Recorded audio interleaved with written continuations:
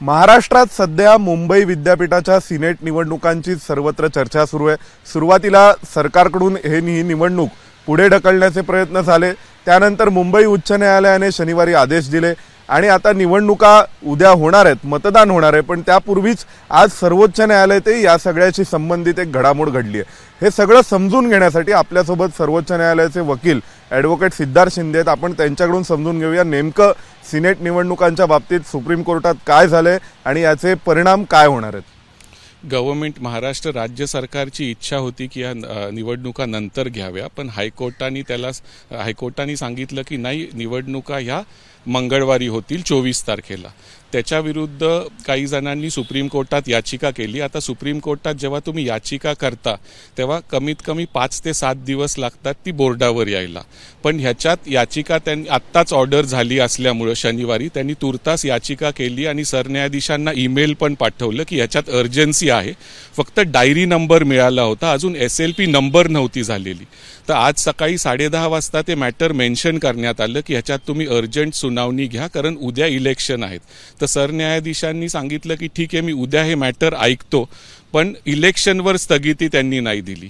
आता असं होऊ शकतं, उद्या जर हे मॅटर ऐकलं, इलेक्शन तर होतीलच, तर एखाद्या वेळेस सरन्यायाधीश ते कुठल्या बेंच समोर जाईल, कुठल्या खंडपीठासमोर जाईल ते आपल्याला आज संध्याकाळी समजेल। तर ते खंडपीठ म्हणू शकतं की ते रिझल्ट तुम्ही होल्डवर ठेवा, पण इलेक्शन तर होणारच। आणि तुम्हाला माहित असेल की सुप्रीम कोर्ट नॉर्मली इलेक्शन प्रोसेसमध्ये इंटरफिअर करत नाही।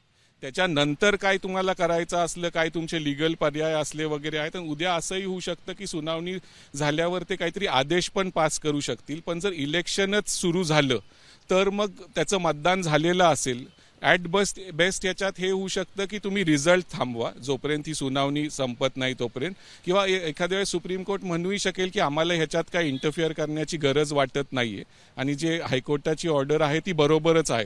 प्रयत्न झाला आज, आणि मला वाटतं ज्यांनी फाईल केलं त्यांच्याबरोबर महाराष्ट्र सरकारचे पण वकील होते आणि त्यांनी पण कोर्टाला सांगितलं की हे थोडं सिरियस मॅटर आहे, त्यामुळे कोर्टाने उद्या लगेच अर्जन्सीमध्ये ते लिस्ट केलं आहे। प्रयत्न होता की आजच्या आज ते लिस्टिंग व्हावं, पण तुम्हाला माहीत असेल की बॉम्बे हायकोर्टाचं जे वांद्रे कुर्ले कॉम्प्लेक्समध्ये नवीन जमीन त्यांना जागा दिली गेली आहे, त्याचा आज एक समारंभ 5:30 वाजता मुंबईत आहे। त्याच्यात सरन्यायाधीश आणि काही जजेस पण आहेत आणि आपले मुख्यमंत्री उपमुख्यमंत्री वगैरेही उपस्थित राहणार आहेत। त्यामुळं काही जजेस आज 2 वाजताच कोर्ट आटपून मुंबईला गेलेले आहेत। तर उद्या याची सुनावणी होईल आणि मग आपल्याला समजेल। आता सिच्युएशन टाईट आहे, कारण उद्या इलेक्शन पण आहे आणि सुप्रीम कोर्टाकडून ही अपेक्षा ठेवणं की तुम्ही इलेक्शनच स्टे करा, ही थोडी जास्तच अपेक्षा। पण त्यात तरी सुप्रीम कोर्टाने ऐकणं ते उद्याच्या उद्या, ते पण एक मोठी गोष्ट आहे। पण उद्या सुप्रीम कोर्ट त्यावर काय म्हणेल, पण इलेक्शन जे आहेत त्याच्यावर स्थगिती नाहीये, त्यामुळे उद्या मतदान होईल।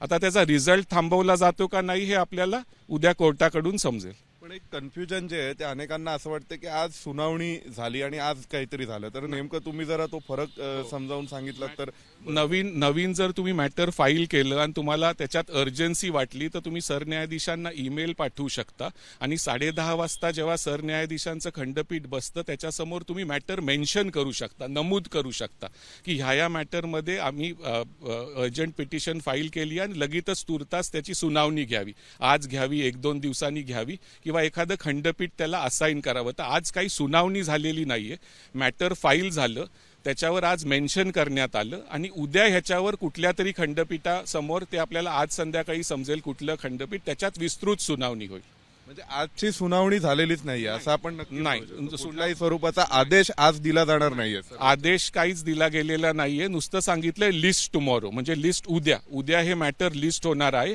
आणि हे पण 10:30 वाजता नुसतं आधी ईमेल पाठवलं गेलं होतं अर्जन्सीचं, आणि 10:30 वाजता सरन्यायाधीश जसे बसले तसं त्यांच्यासमोर ते मास्टर ऑफ द रोस्टर असल्यामुळे त्यांच्यासमोर मॅटर मेन्शन करण्यात आलं, अर्जन्सी पटवून देण्यात आली आणि त्याच्यामुळे सरन्यायाधीशांनी उद्याची तारीख दिली आहे। पण इलेक्शनला स्थगिती नसल्यामुळे उद्या इलेक्शन हे होतीलच।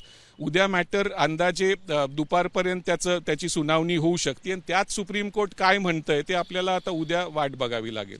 म्हणजे उद्याचं मतदान होणार आहे, कदाचित मतदानानंतर निवडणुकांचे निकाल राखून ठेवणं किंवा ते होल्ड करणं किंवा मग त्यावर काउंटिंगवर स्टे देणं असं काही होऊ शकतं? हो, ती एक शक्यता आहे आणि तुम्ही बघितलंय की कुठल्याच इलेक्शन प्रोसेसमध्ये एकदा प्रोसेस सुरू झाल्यावर सुप्रीम कोर्ट इंटरफिअर करण्याची शक्यता खूपच कमी असते.